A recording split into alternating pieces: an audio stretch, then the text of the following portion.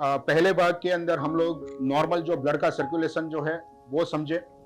दूसरे भाग के अंदर हम लोग हार्ट फेलियर क्या होता है और उससे क्या क्या शरीर के अंदर नुकसान होता है वो समझे। तीसरे भाग के अंदर जब भी ये हार्ट फेलियर का डायग्नोसिस होता है तो डॉक्टर्स, कार्डियोलॉजिस्ट, कार्डियक सर्जन्स कौन कौन से इन्वेस्टिगेशन कराते हैं वो समझेंगे हम लोग।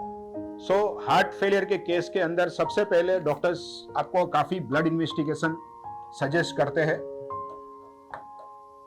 ब्लड इन्वेस्टिगेशन के अंदर किडनी और लीवर दो के जो इन्वेस्टिगेशन होते हैं बहुत ही इंपॉर्टेंट होते हैं, क्योंकि भविष्य में किसी भी प्रकार की जो ट्रीटमेंट करनी होती है, वो दवाइयाँ हो या सर्जरी हो या और कुछ भी हो, इसके अंदर ये लीवर और किडनी दो चीजों का अच्छा रहना बहुत जरूरी है। दूसरा जो कॉमन ब्लड इन्वेस्टिगेशन के अलावा जो करते हैं वो डॉक्टर लोग इको करते हैं, 2D इको जो बोलते हैं, सोनोग्राफी हार्ट की। 2D इको बहुत ही इंपॉर्टेंट और इजीली अवेलेबल इन्वेस्टिगेशन है। 2D इको के अंदर हम लोग स्ट्रक्चरली हृदय के अंदर कोई भी तकलीफ हो, हृदय की फंक्शन कितनी है, राइट साइड की फंक्शन कितनी है, लेफ्ट साइड की फंक्शन कितनी है, हृदय के वाल में कोई तकलीफ है कि नहीं, हृदय की स्ट्रक्चरल, हृदय के अंदर और कोई पर्दे में होल या कुछ भी चीज हमें इको के अंदर मालूम पड़ती है। और काफी टाइम डॉक्टर्स लोग ये इको फ्रीक्वेंटली करते हैं ताकि जो भी ट्रीटमेंट ले रहे हैं वो ट्रीटमेंट के कारण उसमें सुधार आ रहा है या खराब हो रहा है, वो सब चीजें हमें 2D इको के रिपोर्ट से मालूम पड़ता है। थोड़े स्पेसिफिक जो इन्वेस्टिगेशन होते हैं वो है कार्डियक एमआरआई जो बोलते हैं, हम लोग करवाते हैं। कार्डियक एमआरआई काफी कम जगह पे होता है और ये एक बहुत ही अच्छा इन्वेस्टिगेशन है। वीक हार्ट के डायग्नोसिस के अंदर, टर्मिनल केसेस के अंदर जब भी हमको डाउट होता है कि ये हार्ट के अंदर अभी दवाइयों से चला सकते हैं कि नहीं या और कुछ ट्रीटमेंट करने की जरूरत है नहीं, उसके लिए कार्डियक एमआरआई बहुत ही इंपॉर्टेंट है। कार्डियक एमआरआई का इंपॉर्टेंस का एक मैं एग्जांपल दूं तो काफी पेशेंटों के अंदर से हार्ट ट्रांसप्लांट करने की जरूरत है या दवाइयों से या रूटीन सर्जरी से पेशेंट को रिकवरी आ सकती है।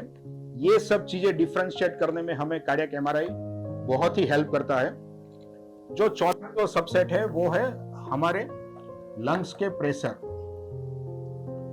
जैसे मैंने आपको पहले समझाया कि हार्ट फेलियर के अंदर अभी ये जो पंप है वो तो खराब हुआ है, लेकिन पूरा का पूरा जो ट्रीटमेंट का मदार होता है वो लंग्स के प्रेशर के ऊपर।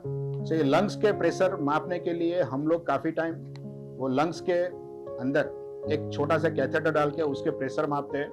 अगर उसके प्रेशर अगर ज्यादा है तो काफी हमारे पास इंजेक्शन होते हैं, वो इंजेक्शन देके ये लंग्स के प्रेशर मापते हैं। चौथा और सबसे इंपॉर्टेंट इन्वेस्टिगेशन है वो हमारे लंग्स के प्रेशर, उसको हमारी भाषा में राइट हार्ट कैथेटराइजेशन बोलते हैं। जैसे मैंने आपको पहले समझाया कि हार्ट फेलियर के अंदर हमारे ये पंप, हमारी लेफ्ट साइड की और राइट साइड की हार्ट खराब होती है, उसके कारण फेफड़े के प्रेशर काफी बढ़ते हैं।